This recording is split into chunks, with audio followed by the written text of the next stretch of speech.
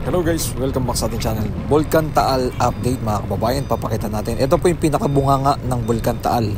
At nandito po tayo sa may buso-buso mga kababayan.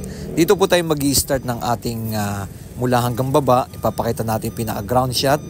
Ayan, I love buso-buso. At ito na po. Salamat sa mga nag-like, nag-share at nag-follow kay Skywalk TV. At dire-diretso po natin, nakikita nyo po sa bandang unahan, yan po mismo yung pinaka-Bulkan Taal na ating pupuntahan. At ito po muna yung ating ground shot. Ayan, mula dito po tayo mag-start, dire-diretso po yan pababa. Napakita natin muna yung kabuang view ng ground shot natin dito, yung mga nakatira dito. Mga kababayan, ito po pala yung umaabot na po ng 25, no? Ng pagsabog po ng Bulkan Taal mula ng 1754 hanggang 2020 na ngayon po ay tuloy-tuloy pa rin po yung magbubuga at papakita po natin yung pinakabunganga po ng mismo ng Bulkan Taal. Nakita po natin na umuusok mamaya sa bandang unahan. Ito po na ipakita po muna natin pinaka-buong view ng ground shot natin. And comment down below kung ano masasabi niyo po dito sa ating pinaka-latest update na ating pinuntahan dito sa may Bulkan Taal. Ayan. At syempre, punta rin po tayo ng P-Box. Ginagawa pa lang po. Nakatulong siya din dyan. Ayan. Yung P-Box kasi mismo dito sa may Taal, ito yung nag-check mismo diyan kung ano na po nangyayari mismo dito sa may Bulkan. Ayan o. Dito ang ganda ng view ng daming mga puno, sariwang mga hangin. Kung kayo mamamasyal dito sa may Batangas, ayan, ito yung inyong mga masasaksiyan. Ayan, dinidevelop na rin yung mga kalsada dito.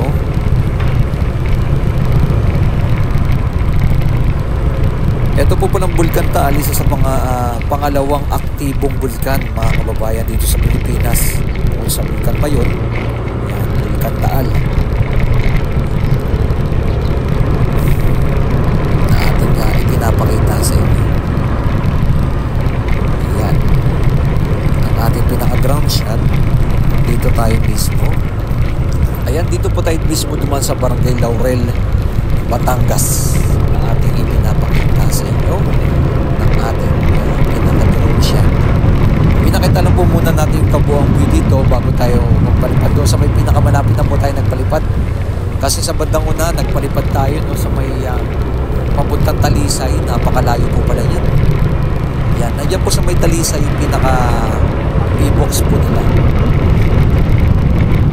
Pero dito po muna tayo mismo sa may Barangay Laurel. Tayo magpapalipad. Kasi mas malapit po dito ng ating pinaka-drone shot natin.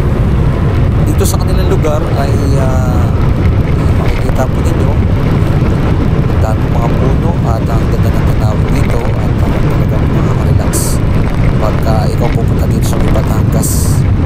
Yan ang ating mga masasaksihan dito. Ayan, and comment nyo na below mga kababayan kung ano masabi ko dito sa ating pinaka-latest update at ipapakita po natin ang ating drone shot sa pagtamunahan. Pinakita po muna natin kabuong view at ito na po yung ating pinaka-drone shot. Mula dito sa Barangay Laurel ay nagpalipad tayo ng drone para mapakita ko po sa inyo yung kabuang view. Ayan. Mismo sinili po muna natin yung mismo yung pinakabunganga ng Bulkan Taal. Ayan.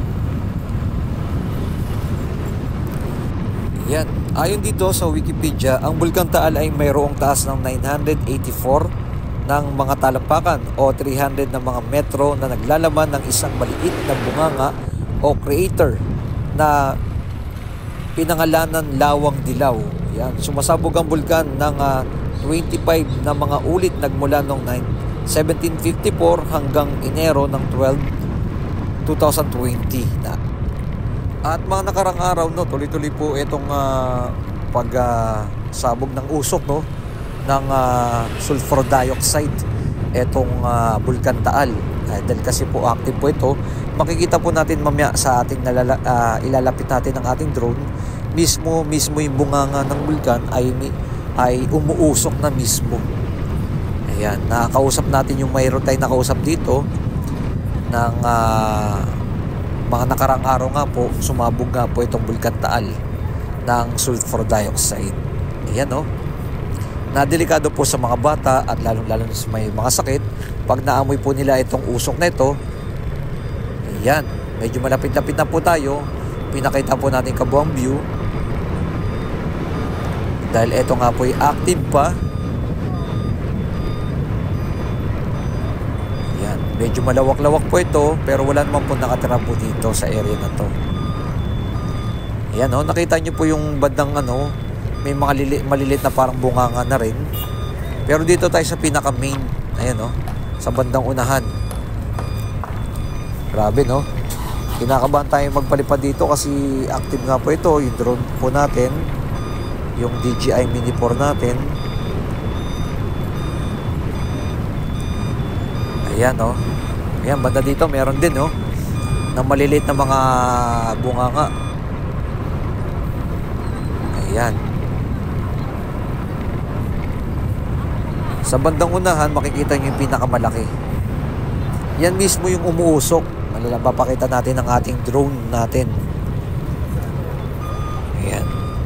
Bihira lang po kasi itong makita ng mga tao dahil ito po ay bawal pumunta po dito sa pinaka-area na to. Kaya sa pamamagitan ng ating drone shot, makikita natin yung kabuuang view nitong Taal Volcano. Kaya nilapit natin ng drone.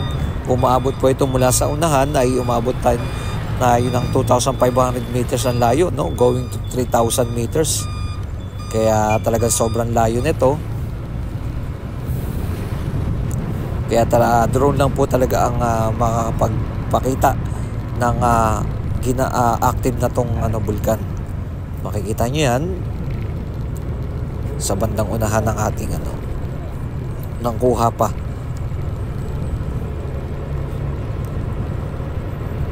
Ayan, yung taas po kasi natin nasa 500 meters na po ang taas natin.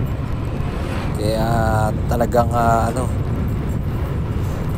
para makita po natin yung pinaka-view. Nakasagad na po yung ating drone ng 500 meters ang taas. Ayan o, kitang-kita nyo po. Ito na po yung sinum na lang po natin. Ayan o, may mga usok-usok po. Tsaka parang po, may bula-bula na o. Ayan o, usok-usok. Etong puti na to. Ayan, ayan o. Kita nyo yan mga kababayan. Ayan o. Nag-i-start na po siyang usok ng kulay puti. Ayan. Yung carbon dioxide ay nga po yung pinakamasama na pag nalanghap ng ating mga kababayan ay may masamang epekto sa ating mga kalusugan. Yan, ito na po mismo. Nasa bunganga na po tayo ng Bulkan Taal. Ito na po yung ating mga masasaksihan dito. Na first time ko rin po itong mapaliparan dito ng malapitan. Ganitong akin nakita, no? Nagbihira lang rin po ang tao talaga, no? Na pumunta dito. Or talagang pinagbabawal pumunta dyan sa area na yan. Dahil nga po ito active itong bulkan ito. Ayan, salamat sa isang mabuting pagkakataon na tayo nakapag-update dito sa may Bulkan Taal. Napakita natin yung active nga po ito, na ganito na po ang kasalukuyang nangyayari dito sa may Bulkan Taal, na ngayon ka lang rin po nakita ng malapitan etong Bulkan Taal, mga kababayan. Yan o, kitang-kita. Ito yung puti, no? Parang na po siya, no? Hindi siya normal na tubig na, no? Na may usok-usok na po kasi yan, eh. Kaya yan po ang ating nakikita na sasaksihan dito mismo sa may Bulkan Taal.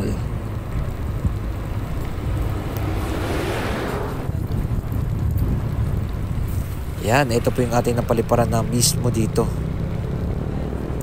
Kitang-kita nyo po mismo ang kaganapan dito sa may Bulkan Taal.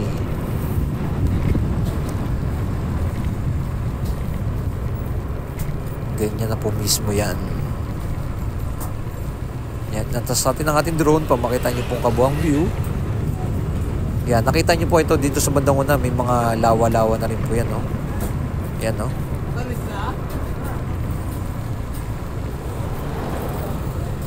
Ganyan po.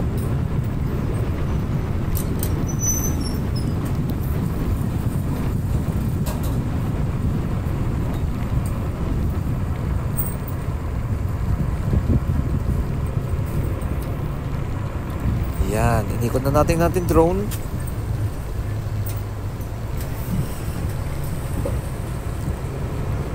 Yan o, nakita nyo po, ang dami mga dito, may mga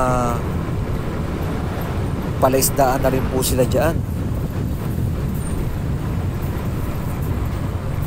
Dito mismo sa may gilid ng Bulkan Taal.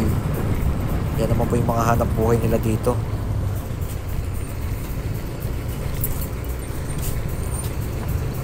Yan, napakita natin yung kabuang view dito mismo sa may Bulkan Taal yan, mga kababayan. Na first time natin nakapagpalipad dito sa may malapit na mismo ng bunganga ng Bulkan Taal. And comment nyo below kung ano masabi nyo po dito sa ating pinaka-latest update. At dito mismo nagpalipad din tayo mismo dito. Ayan, no? Sa Taal Volcano. Yan, observation. Dito mismo etong P-box, no, ay Taal, ay dito sila mismo yung nagre-record sa nangyayari dyan mismo sa may Bulkan Taal. May mga equipment sila. Ayan, no?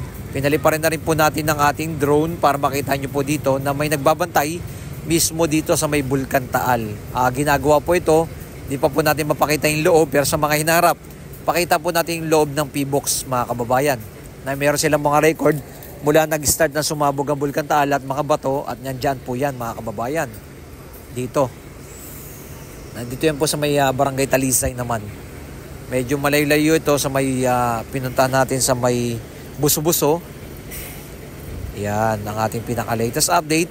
Maraming salamat sa ating mga viewers, subscriber na lagi na sumusuporta kay Skywalk TV at tuloy-tuloy ang ating pagbabalita sa iba't ibang lugar upang mabigyan kayo ng impormasyon ng mga latest na kaganapan. Yan po, sobrang layo na po yan.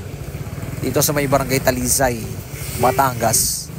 Yan ang ating pinaka-latest update. Pakinggan naman po natin si nanay natin. Nay, anong masabi mo sa pumutok na bulkan dito? Hindi kayo naapektuhan naman? Naapektuhan din kami sa mga usok, ganun. Tapos, pero sanay na kami. Sanay na Sanay kayo? na kami, araw-araw na kami nandito. Yung nakaraan na pumutok, hindi naman siya... Hindi naman, pero mabaho siya. Yung usok niya? Oo, yung usok niya mabaho. Hanggang dito abot? Oo, langhap mo yung mabaho talaga. Yung parang may silab na, ano, parang yung naamoy mo yung silab na plastic, yung parang ganun. Ito yung tindahan nyo, galing pa to ng babalang? Ito saging, galing, ano to, galing silang. Ito ay may nagde-deliver sa akin at saka papaya. Pero pag puputok yung bulkan, hindi na hindi naman kayo naapektuhan ng... Hindi naman, kaya lang okay lang? amoy, Ay, amoy lang. Yung usok lang, yung sulfur niya. Tapos medyo maano mo yung maitim yung langit, yung parang iba yung ano, parang maulap siya na hindi maitim. Ay, hindi na nakikita siya pag ano? Nakikita din doon. Kailangan sanay na nga ka. Bali, parang okay na lang sa inyo. Sanay lang. Ayan si nanay, nagtitinda ng saging tsaka ano. Thank you, ma'am. Salamat din.